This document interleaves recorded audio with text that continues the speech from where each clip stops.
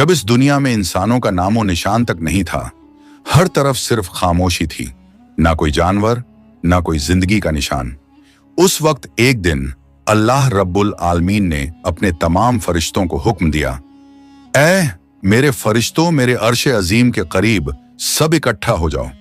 अल्लाह रब्बुल आलमीन का हुक्म मिलते ही बेहिसाब फरिश्ते रोशनी की तरह चमकते हुए उस जगह हाजिर हो गए। तब अल्लाह ताला ने फरमाया, मैं जमीन पर अपना एक नुमाइंदा भेजना चाहता हूं। यह सुनकर फरिश्ते हैरान हो गए। उनकी पेशानियों पर सवाल थे और दिलों में तज्जुब।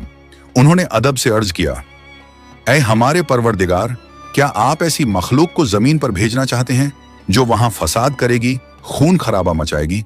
हालांकि हम तो हर वक्त आपकी तस्बीह और इबादत में मशगूल रहते हैं, फिर नया खलीफा बनाने की क्या जरूरत है?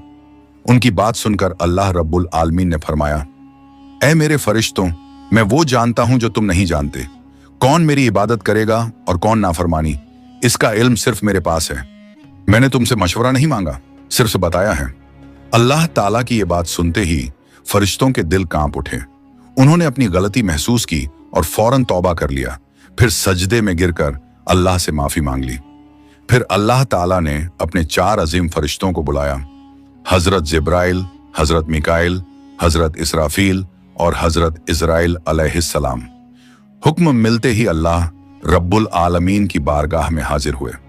सबसे पहले अल्लाह ने हजरत जिब्राइल अलैहिस्सलाम को हुक्म दिया, ऐ जिब्राइल, जमीन पर जाओ और वहां से एक मुट्ठी मिट्टी लेकर आओ, जिससे मैं अपना खलीफा पैदा करूंगा।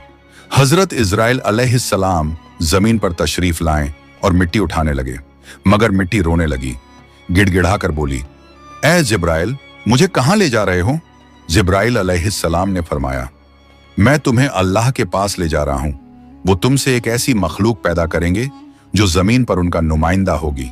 ये सुनते ही मिट्टी और ज्यादा रोने लगी और बोली, ऐ जिब्राइल, मुझे मत ले जाओ।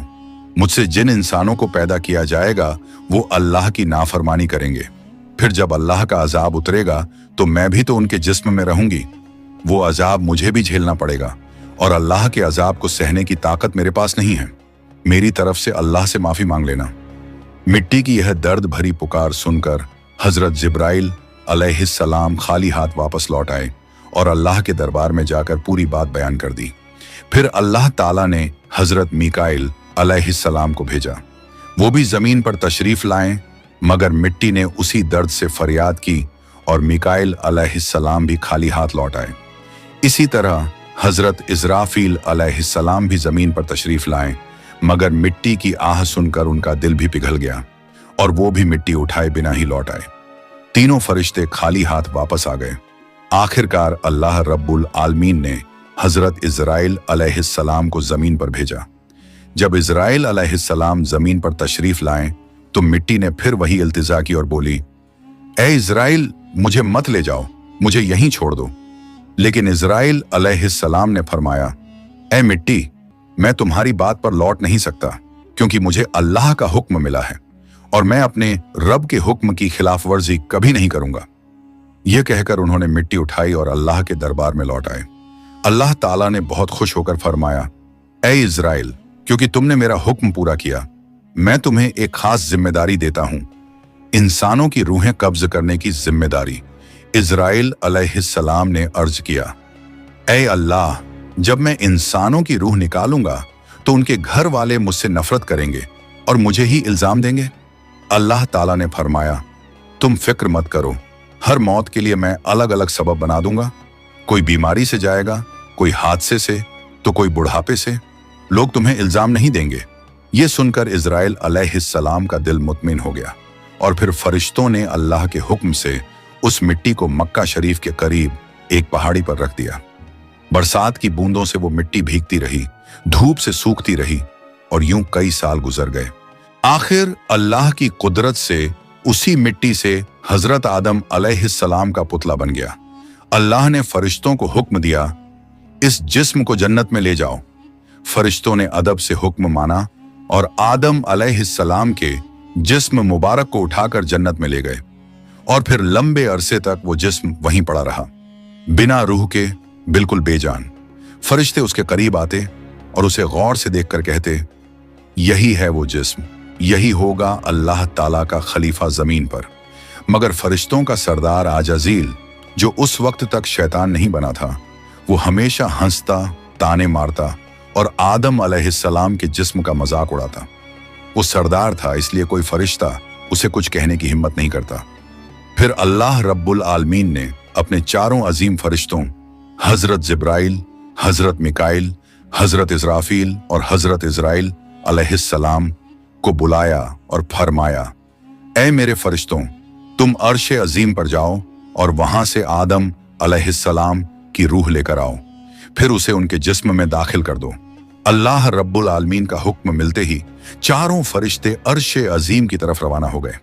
उन्होंने आदम अलैहिस्सलाम की मुबारक रूह को कीमती हीरे जवाहरात से सजे एक खूबसूरत प्याले में रखा और अदब के साथ उनके जिस्म के पास ले आए।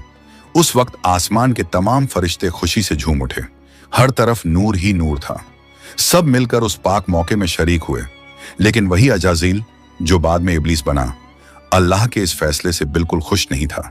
उसके दिल में तकब्बुर की चिंगारी सुलगने लगी थी।